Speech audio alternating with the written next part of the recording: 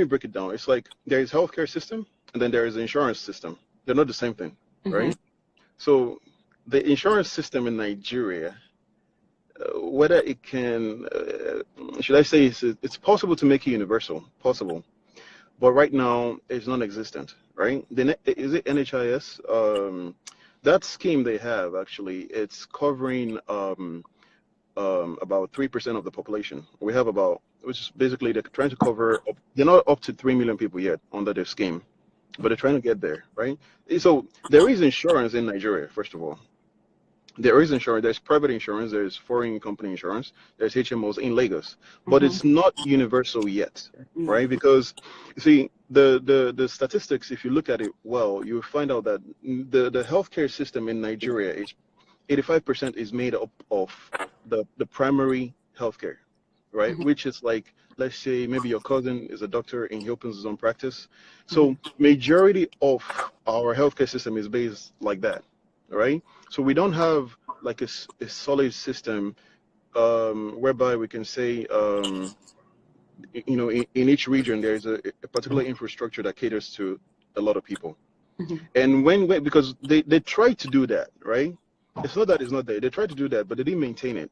Because I know this because I spent a lot of money on research, right, in Nigeria, and a lot of the projects I'm doing in Nigeria are for the healthcare system, right? And um, like I found out that you know, like I'm not that I'm trying to bash the system. It's Mm-hmm. just that the first step in solving any problem is obviously you have to acknowledge that there is an actual problem, right? So Yeah. you know where to start from. Like I feel like we have to start from the roots, like from just it's not even about being fancy, just the basics, Basic, right? simple. The basics are not even there, right? Like you can't account for it. There's no accountability for anything. Uh-uh.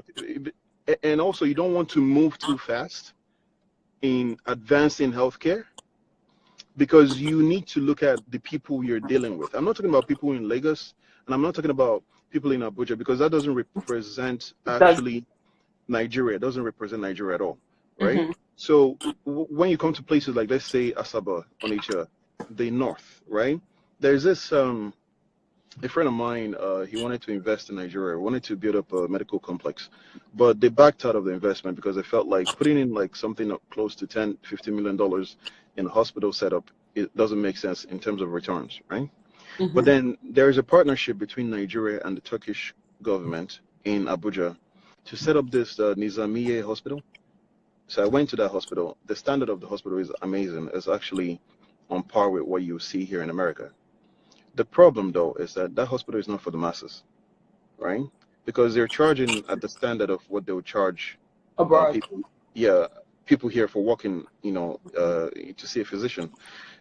What I'm trying to say is that the government cannot handle setting up the the healthcare. It has to be private individuals, right? Oh, that's wow. exactly That's what exactly what we someone said. just said Yeah. too. That's Yeah, so it has to be. perfect. The government, because, and my reasons are this, right? Okay, okay. Number Okay, one, Daniel said that. Mm-hmm. the main reason is this, right? I don't I'm not. This is my first time using like social media, like Instagram, like that. So I don't really know how all this thing operates. I don't even know who's listening, right? So I don't want to offend anyone. You Okay, don't want to check table, right? all right. I don't want to offend anyone, but I'll be honest with you. The tertiary system in Nigeria actually, and I'm calling them out, it's a racket because just the way you're going to campaign to become a governor is actually how the provost in the teaching hospitals actually have to campaign to get in there. Oh, really? Because yes, it's like, the saying whereby when you get into the government, your family is secure, right? If you get in and become a provost, your family is secure. Why is that? I mean access, right? Yo, man, look, Let's go to some people the corruption is serious, man. Uh-huh. To fight it, you can't come in and just fight it, right? Mm-hmm. It will deal with you. What you want to do is come in and overpower it by having financial muscle. Like if Okay. you can't help Mm-hmm. people who are, let's say, poor if you're one of them. So what you have to do is figure out a way to maybe team up with investors and come in there and set up your own system that is better than what you're offering, and then match them according to the price they're going to offer. That's basically what we're trying to do. Because if you don't do it this way, some of our people, unfortunately, may not have the opportunity to be so educated. So they might rely on going to the what I'll call like the cheapest way out, right? Go to a chemist to get medications, go to their pharmacists to get medications. People who basically don't have the authority to do that, right? Mm-hmm. And that's wrong, because you end up having serious issues come to you, and you're wondering, okay, where have they been since? Why didn't they get attended to? Because this is a very simple cases. People die based on carelessness, right? Very, very severe, like carelessness. Just because they feel like the access to healthcare might be too expensive for them, right? So because of that, they go to what they're norm. Yep. Yeah, and that's a problem, right? So that's a problem. But you also have to figure out, how do you now solve that problem? Because you can't be doing major investments without considering the GDP per capita in that state, not GDP per capita in Lagos, because the income, the people have more money to flex or whatever they want to do, right? But in other states, like small places, right, you find out that it's not like that. You can't charge people a whole lot of money just to get a card, you know? So my plan was actually, what I did is actually I diversified the hospital, which I own, is into going into pharmaceutical, because there's a lot of case of fake drugs. So we have that. Uh, like, let's not even get into that one. That one, like, That's a see, different session. pharmaceutical, in fact, is just that one is a topic for a whole nother, that'll take a long time. Because there's no difference between somebody carrying, like, I don't know, pure water in their head selling, and someone carrying drugs selling on their head. That's how bad. That's how bad the regulation is. Yep. Yeah. So that's how bad it is. I'm being. I hope somebody's not going to sue me because of this thing I'm saying. It's But true. It's only true. Okay. But I feel like people, like, it's necessary to come back and see what's going on.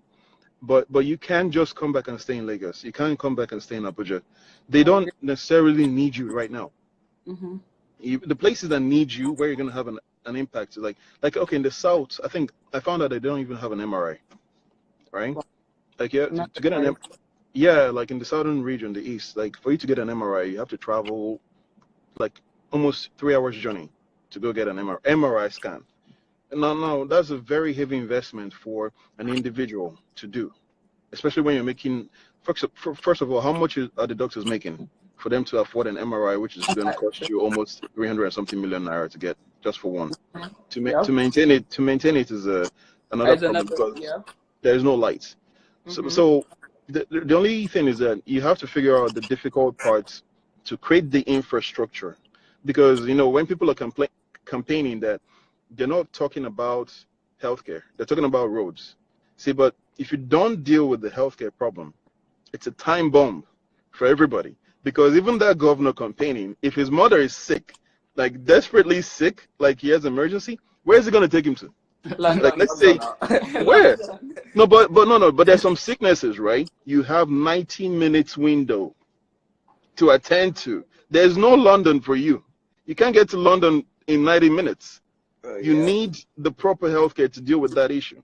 So because of, and this is why we say that the life expectancy in Nigeria is very, very low, because there's a lot of diseases people die from. They don't even know the cause. Yep. And one of the causes that kills like that fast are things like all this emergency stroke, like emergency heart failure, that people are not even, they'll say that, oh, heart disease is not high in Nigeria, because the people are dying at once.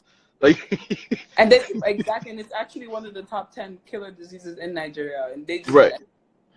I mean, I know nothing is greater than malaria in Africa. Nothing is greater than nothing. Like, there's nothing you can do about it.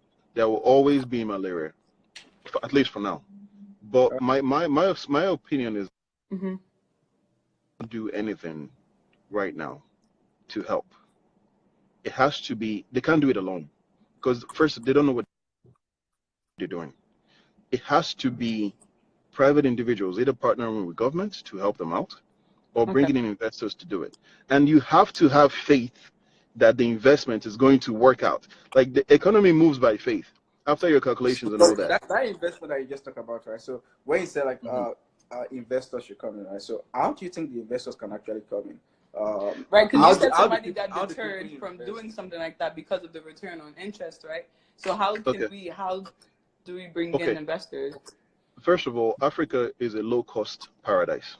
I don't care what you say, right? Okay.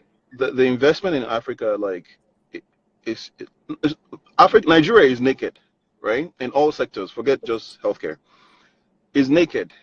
There is no investment you bring in. Like Nigeria is one of the only countries that you come in and open a business, and within 6 months you're expecting returns. That's unheard of. In actually, Mm-hmm. like in any place, like you can't do that in America. You have to be patient to break even. What they need to do is that you have to come there with a long-term vision, and you have to understand that you're going to have initial challenges, right? But you need to deal with those initial challenges head on immediately, because once you deal with them, they don't come back again. That's Nigeria for you, right?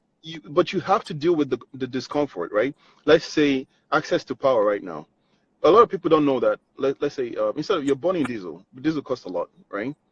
But there's another alternative, but people don't know about it. You can use not solar, please don't use solar. Solar is we're not yet there. Natural gas, right? We have a lot of LNG, natural gas, that is 80% cheaper than diesel.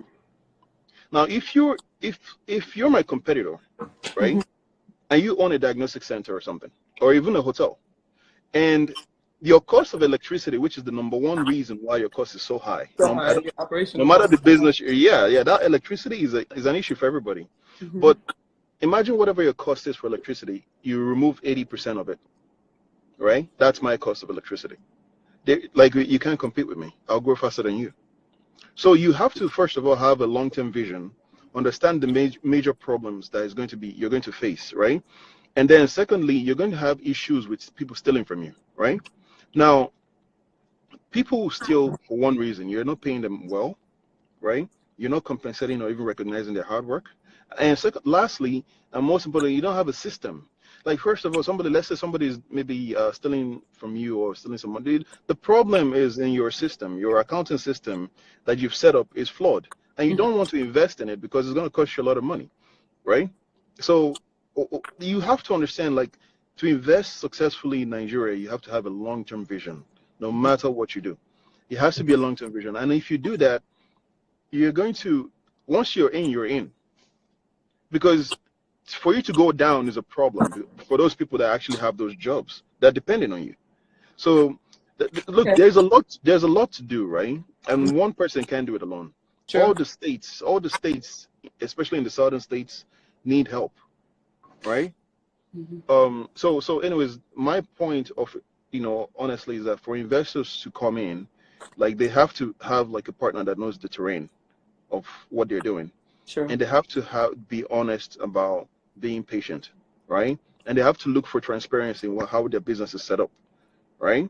If they can have these things in place and are willing to put down the money, but to create a standard, don't go and create a standard that people already have. Like the stand, they don't have a standard.